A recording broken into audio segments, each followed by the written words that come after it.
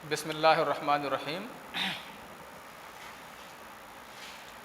خامسہ بلاغہ۔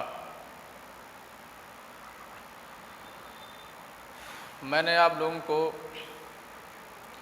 پچھلے دنوں میں اقسام التشبیہ کی تعریف سمجھا دیا تھا، ایک مثال کو مختلف طرح سے گھما کر کے، اور یہ بھی میں نے آپ لوگوں کو بتایا کہ تشبیہ کا مختلف نام کیسے ہوتا ہے۔ کوئی تشبیہ اس کو کبھی التشبیہ المرسل کہتے ہیں، اگلی تشبیہ آتی ہے تو اس کو التشبیہ المؤکد کہا جاتا ہے، کسی کا نام التشبیہ المجمل ہوتا ہے، کسی کا التشبیہ المفصل ہوتا ہے، کسی کا التشبیہ البلیغ ہوتا ہے۔ یعنی تشبیہ کے 5 اقسام ہیں، اور ان اقسام کو کن بنیادوں پر تقسیم کیا گیا ہے، اس کی مین وجہ کیا ہے۔ تو آپ لوگ جان لیجئے کہ تشبیہ کے کسی بھی جملے میں وجہ شب اور ادات کے ہونے اور نہ ہونے کی بنیاد پر نام میں تبدیلی آتی ہے۔ کوئی ضروری نہیں ہے کہ تشبیہ کے جملوں میں ادات ہو یا وجہ شب ہو۔ ہاں، ایک بات لیکن یاد رہے، تشبیہ کے جملوں میں طرفی تشبیہ کا ہونا ضروری ہے، یعنی مشبہ اور مشبہ بہ کا ہونا ضروری ہے۔ اگر کوئی جملہ ایسا ہے جس میں مشبہ اور مشبہ بہ نہیں ہے تو وہ جملہ تشبیہ کا نہیں ہو سکتا ہے، وہ کسی اور چیز کا ہوگا۔ تشبیہ کا اگر جملہ ہے تو اس میں مشبہ اور مشبہ بہ کا ہونا ضروری ہے۔ ایک بات اور جان لیجئے کہ ہم کیسے جانیں گے کہ یہ جملہ تشبیہ کا ہے۔ اس کے جاننے کا آسان طریقہ یہ آپ سمجھ سکتے ہیں کہ اگر کسی چیز کے بارے میں کوئی خبر دی جائے، کوئی بات کہی جائے کہ فلاں چیز یہ ہے، اگر اس میں ادات لگا ہوا ہے تو بہت آسان ہے جاننا۔ جیسے کہا جائے زید چاند کی طرح ہے خوبصورتی میں، لیکن اگر کسی جملے میں ادات اور وجہ شب نہیں ہے تو آپ کیسے پہچان پاؤ گے کہ یہ تشبیہ کا جملہ ہے۔ میں کہوں کہ یہ قلم ہے، یہ بھی ایک جملہ ہے، اور میں کہہ دوں کہ یہ سونا ہے، میرے ہاتھ میں جو ہے یہ سونا ہے۔ ایک جملہ میں کہہ رہا ہوں یہ قلم ہے، اور ایک بار میں کہہ رہا ہوں کہ یہ سونا ہے۔ دونوں میں سے ایک تشبیہ کا جملہ ہے اور ایک تشبیہ کا جملہ نہیں ہے۔ اچھی طرح سے اس چیز کو سمجھ لو کہ تشبیہ کی طرف اشارہ کرنے والی 2 چیزیں ہوتی ہیں، وجہ شب اور ادات التشبیہ۔ یہ 2 چیز اگر جملے میں ہے یا ان دونوں میں سے کوئی چیز اگر جملے میں ہے تو یہ دونوں چیزوں میں سے کوئی ایک چیز ہی بتا دے گی کہ یہ جملہ تشبیہ کا ہے۔ لیکن میں نے ابھی آپ سے کہا کہ تشبیہ کے جملوں میں ان دونوں کا ہونا، یعنی وجہ شب اور ادات کا ہونا ضروری نہیں ہے، مشبہ اور مشبہ بہ کا ہونا ضروری ہے، اور ان دونوں کے علاوہ جو 2 اور رکن ہیں یعنی وجہ شب اور ادات، ان کا ہونا ضروری نہیں ہے۔ تو چلیے ایسا جملہ جس میں وجہ شب اور ادات دونوں ہو تو اس میں کچھ دماغ نہیں لگانا پڑے گا کہ تشبیہ کا جملہ ہے کہ نہیں ہے۔ زید چاند کی طرح ہے خوبصورتی میں، تو طرح اور خوبصورتی یہ دونوں چیزیں مل کر کے بتا دیتی ہیں کہ یہ جملہ تشبیہ کا ہے۔ کوئی ایک ہی چیز ہو، مان لیجیے وجہ شب نہ رکھا جائے، ادات صرف رکھا جائے، زید چاند کی طرح ہے، تب بھی طرح، زید کالقمر، کاف سے آپ کو اندازہ ہو گیا کہ یہ تشبیہ کا جملہ ہے.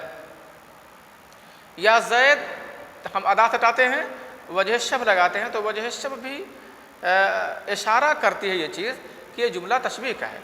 جیسے زید چاند ہے خوبصورتی میں، زید خوبصورتی میں چاند ہے، تو یہ خوبصورتی میں یہ لفظ چغلی کھا رہا ہے، ہاں اشارہ کر رہا ہے یہ لفظ کہ یہ جملہ تشبیہ کا ہے. تو چلیے کسی جملے میں اگر یہ وجہ شبہ اور ادات دونوں ہوں تو آپ کو اندازہ لگ جائے گا، آپ سمجھ جائیں گے کہ یہ جملہ تشبیہ کا ہے. وجہ شبہ اور ادات میں سے کبھی ادات صرف ہو سکتی ہے اور کبھی صرف وجہ شبہ ہو سکتا ہے. دونوں میں سے کوئی اگر ایک ہے تب بھی آپ کو اندازہ لگ جائے گا کہ یہ جملہ تشبیہ کا ہے.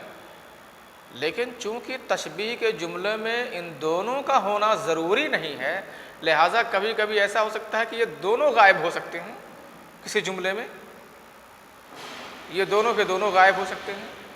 تو کیسے آپ سمجھ پائیں گے کہ یہ جملہ تشبیہ کا ہے کہ نہیں ہے؟ جیسے میں کہہ دوں زید چاند ہے، زید چاند ہے، تو کیا حقیقت میں چاند ہے زید؟ یا یہ کہنا چاہتے ہیں کہ زید چاند کی طرح ہے؟ یہ کیسے اندازہ لگے گا؟ میں نے ابھی آپ کو مثال دی، میں دونوں کو حذف کر کے کہہ رہا ہوں، نہ وجہ شبہ نہ ادات ہے.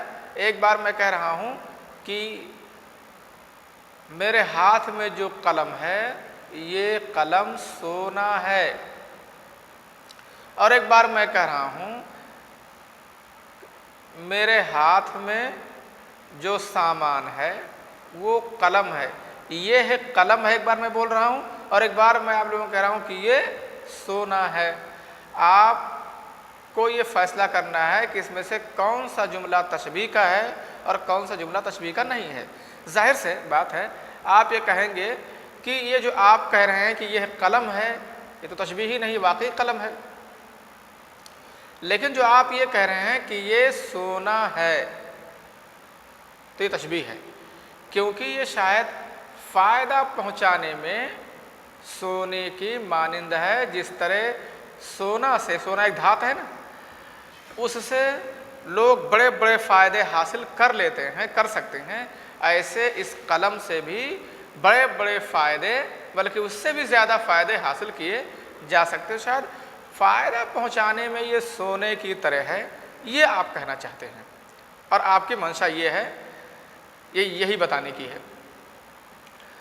تو اگر میں آپ کو یہ بتانا چاہتا ہوں کہ اگر تشبیہ کے کسی جملے میں اگر نہ ادات ہو نہ وجہ شبہ ہو، تب کیسے آپ جانیں گے کہ یہ جملہ تشبیہ کا ہے کہ نہیں ہے؟ تب اس کے جاننے کا ایک آسان طریقہ ہے، اس چیز کو اچھی طرح سمجھ لو. اگر کسی چیز کے بارے میں کوئی خبر دی جائے، کوئی بات کہی جائے اور وہ چیز وہ نہ ہو جو کہی جا رہی ہے تو سمجھو کہ وہ تشبیہ ہے. اور اگر وہ چیز وہ ہے، جو چیز کہی جا رہی ہے وہی ہے، تو سمجھو کہ تشبیہ نہیں ہے. جیسے میں کہہ رہا ہوں کہ یہ قلم ہے، تو اس کے بارے میں کہ کیا جو میں خبر دے رہا ہوں وہ وہی ہے؟ ہاں ہے، تو تشبیہ نہیں ہے. اور اگر میں کہہ رہا ہوں یہ سونا ہے، تو کیا یہ جو اس کے بارے میں جو میں کہہ رہا ہوں وہ وہی ہے؟ کیا واقعی یہ سونا ہے؟ تو آپ دیکھ رہے ہیں کہ نہیں، یہ تو پلاسٹک ہے، یہ سونا نہیں ہے. تب کسی چیز کے بارے میں جو بات کہی جائے، خبر دی جائے کہ وہ چیز فلاں ہے، وہ چیز وہ ہے اور وہ نہ ہو، تو سمجھو کہ یہ تشبیہ ہے. ایسے آپ ذہن کا استعمال کر کے جان سکتے ہیں. تو یہ تشبیہ. اچھا، اب تشبیہ کے نام کیسے رکھے جاتے ہیں؟ تو اس چیز کو آپ لوگ کچھ حد تک سمجھ گئے ہوں گے کہ انہی ادات کے ہونے اور نہ ہونے اور وجہ شبہ کے ہونے اور نہ ہونے کی بنیاد پر ان کے نام دیے جاتے ہیں.